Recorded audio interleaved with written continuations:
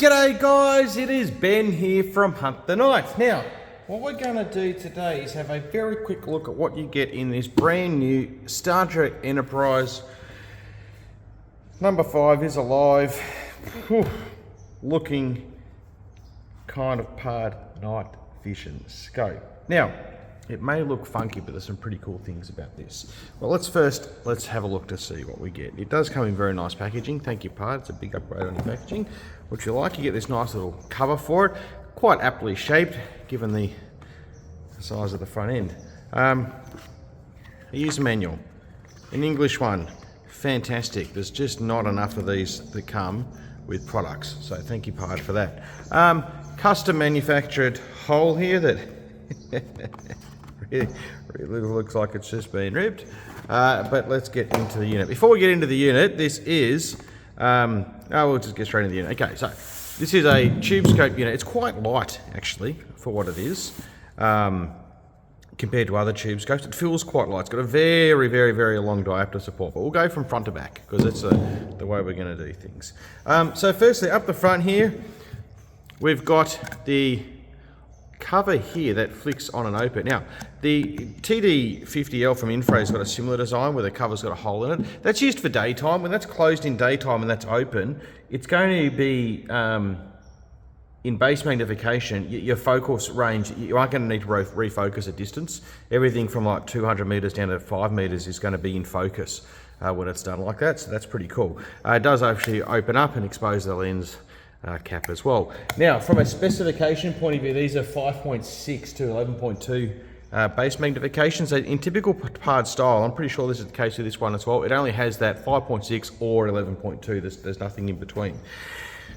Now, this is the funky bit.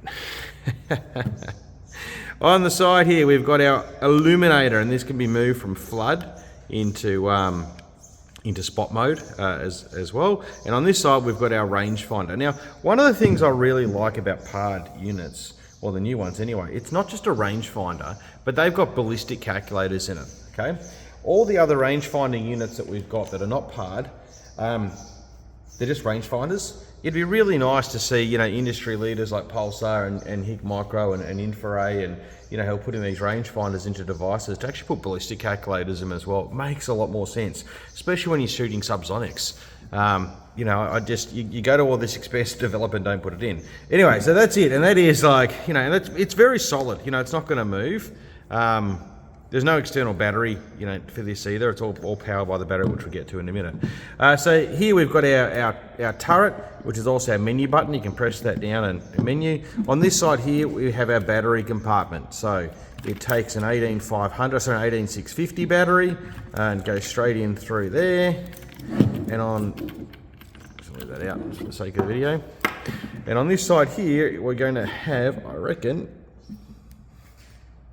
if I can get it open, I'm going to say that is where maybe that compartment doesn't actually open. Haven't played around with it too much.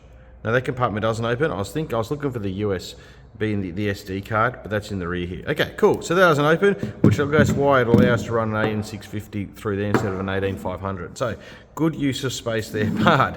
Getting back, we've got our typical Pard buttons here. So we've got our camera and our rangefinder button in there as well, and we've got our power button here on the side. It does mount in 30mm rings. It comes with an eye cap that'll screw into the back. And in this box here, you get a standard pack of 30mm Picatinny rings, USB cable, and a cleaner. Now, that's all cool, but what is different about this scope?